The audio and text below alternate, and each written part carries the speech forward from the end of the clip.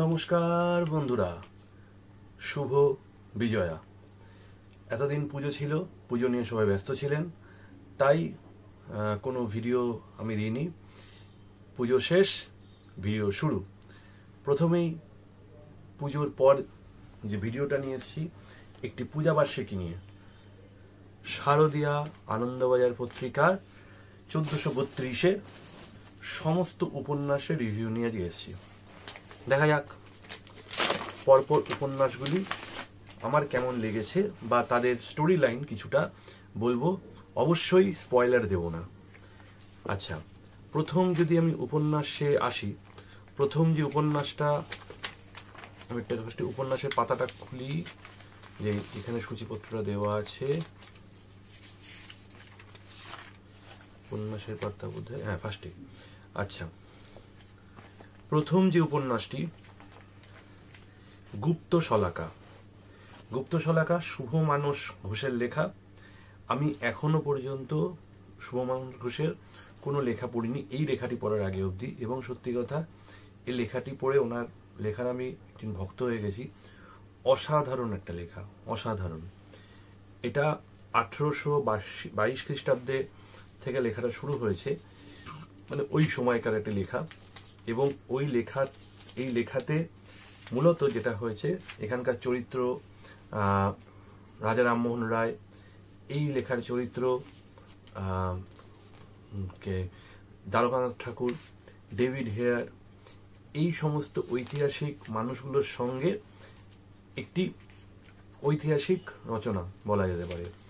প্রথম ভারতবর্ষে তথা বাংলায় প্রথম যে সার্জারি হয়, বা বলা যায় যে মৃতদেহ ব্যবচ্ছেদ করে তার সমস্ত সেটা দেখা আর কি, সেটা কি করে হয়, এই দেখতে পাচ্ছেন ছবি। হ্যাঁ, কিভাবে এইটা অদ্ভুত একটা ভালো উপন্যাস লিখেছেন। বেশ বড় কিন্তু উপন্যাসটা, তা সত্ত্বেও আপনার পড়তে আমার তো অ্যাটলিস্ট একটু বোর লাগেনি, বা একটু মনে হয়নি এখানে কিছু বেশি লেখা আছে। অসাধারণ একটি উপন্যাস, আমার খুব ভালো লেগেছে। এই যে সব ব্যবচ্ছেদের একটি ঘটনা কিভাবে হয়েছিল, বা হওয়ার সময় কি কি সমস্যা তৈরি হয়েছিল সেই সময়কার সমাজ অবস্থাতে, তাই নিয়ে তৈরি। হ্যাঁ, অবশ্যই আমার ইলাস্ট্রেশন, যে ছবি আঁকাগুলো খুব যে ভালো লেগেছে বলবো না, মোটামুটি লেগেছে। সুব্রত চৌধুরীর লেখা, এই আঁকা। কিন্তু উপন্যাসটি অসাধারণ একটি উপন্যাস। এবার আসি দ্বিতীয় উপন্যাস, তিলোত্তমা মজুমদারের ঝড়ের পালক। এই উপন্যাসটি একটি পিছিয়ে পড়া শ্রেণীর থেকে বিষয় লেখা, কিন্তু লেখাটি অত্যন্ত স্লো লেখা, অত্যন্ত স্লো। আমি প্রায় 20 পাতা মতো পড়েছি, পড়েও মনে হয়েছে যেন উপন্যাসটি একই জায়গায় দাঁড়িয়ে আছে, কিছু এগোচ্ছে না। তারপরে আমি উপন্যাসটা কন্টিনিউ করতে পারিনি।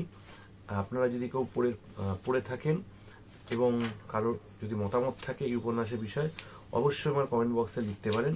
কিন্তু আমি বলছি না এটা ভালো লেখা কি খারাপ লেখা, আমার আমি কন্টিনিউ করতে পারিনি। এতটা আমার মনে হচ্ছিল কিছুই এগোচ্ছে না। তাই জন্য এই উপন্যাসটি আমি ওই প্রথম 20 পাতা মতো পড়েছিলাম, কিছু পড়ে ছেড়ে দিয়েছিলাম।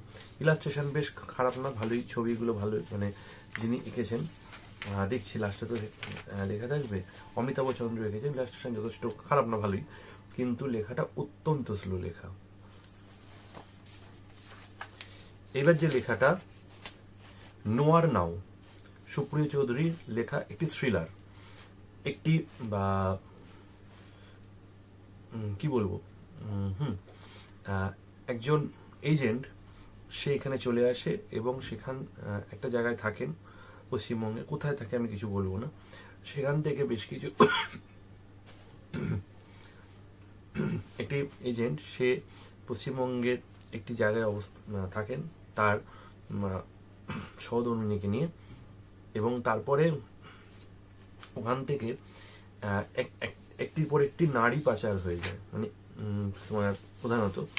তো সেই একটি নারীকে কিভাবে এবং কেন পাচার হয়ে যায় সেটা বার করে সেই নারী কি ফিরিয়ে আনতে পারলেন কিনা, সেই ব্যাপারে সেই বিষয়ের উপর লেখা একটি দুর্ধর্ষ থ্রিলার। সুপ্রিয় চৌধুরীর লেখা, মহাশয়ের লেখা গতবার আমি পড়েছিলাম, বেশ ভালো লেগেছিল। রিভিউ সেকশনে পেতে পাবেন আপনি, আমি দিয়েও ছিলাম। এইবার লেখাটাও বেশ ভালো লেগেছে। এটা গেল হচ্ছে আমার তৃতীয় উপন্যাস। বেশ গতিময় উপন্যাস, কিন্তু ইলাস্ট্রেশন কুণাল বর্মনের মোটামুটি আমার খারাপ লাগেনি। আপনারা দেখলেনই তো কিরকম ইলাস্ট্রেশন, তো ইলাস্ট্রেশন কম আছে। যাই হোক, তো যথেষ্ট সুপাঠ্য একটি থ্রিলার। এবার পরের উপন্যাস কালো ঘোড়া সফেদ সাওয়ার, বাপ্পাদিত্য চট্টোপাধ্যায়ের লেখা। আমি এমনি বাপ্পাদিত্য চট্টোপাধ্যায়ের লেখার অত্যন্ত ভক্ত, আমার ওনার লেখা খুব ভালো লাগে। যতবার পড়েছি আমাকে ওনার উপন্যাস নিরাশ করেনি আর কি। এইবারও খুবই ভালো লেগেছে।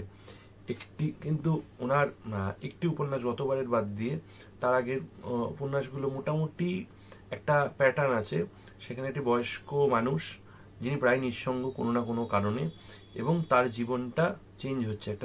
এর আগে একটা উপন্যাস পড়েছিলাম, এটি বাচ্চা ছেলের জন্য। এইবার যেটা হয়েছে, এইবার একজন বয়স্ক মানুষ, সেও প্রায় নিঃসঙ্গ, তার সবাই ছিল, কিন্তু কোনো না কোনো কারণে তারা আজ নেই। কেন নেই সেটা পড়বেন। এবং তারপরে তার জীবনে একটি মেয়ে আসে, এটি নারী চরিত্র। নারী চরিত্র মানে আপনারা কিন্তু ওই অ্যাঙ্গেলে ভাববেন না, মানে লাভ অ্যাঙ্গেল বা অন্য কোনো অ্যাঙ্গেল না, কোনোভাবে আসেন এবং তার জীবন পরিবর্তন হতে শুরু করে, এবং সেই নারীর জীবনে পরিবর্তন হতে শুরু করে। সেই নিয়ে লেখা হচ্ছে কালো ঘোড়া সফেদ সাওয়ার।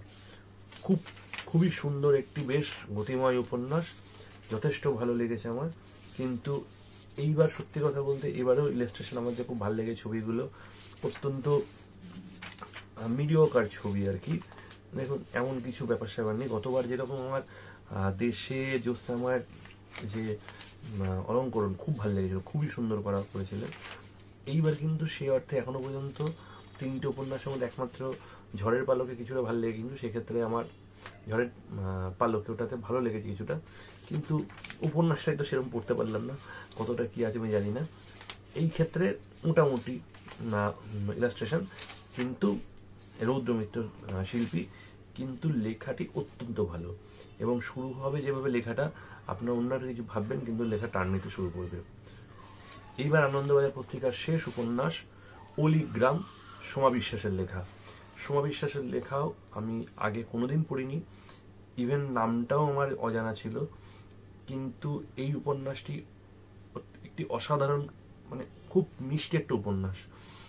উপন্যাসটি যখন পড়ে আপনার মনে হবে প্রথমত ভৌতিক উপন্যাস, তারপর মনে হতে পারে উপন্যাসটা হাস্যকর উপন্যাস, মানে একটা স্যাটায়ার টাইপের উপন্যাস, কিন্তু না, এটি সমাজ ব্যবস্থা নিয়ে লেখা, এবং এটি মানে পিরিয়ডিক্যাল লেখা, পুরোনো দিনের সমাজ ব্যবস্থা নিয়ে লেখা একটা। কিন্তু উপন্যাসটি অত্যন্ত সুন্দর লেগেছে আমার। এই হচ্ছে ইলাস্ট্রেশন, দেখতেই পাচ্ছেন, অ্যাভারেজ একটা ইলাস্ট্রেশন।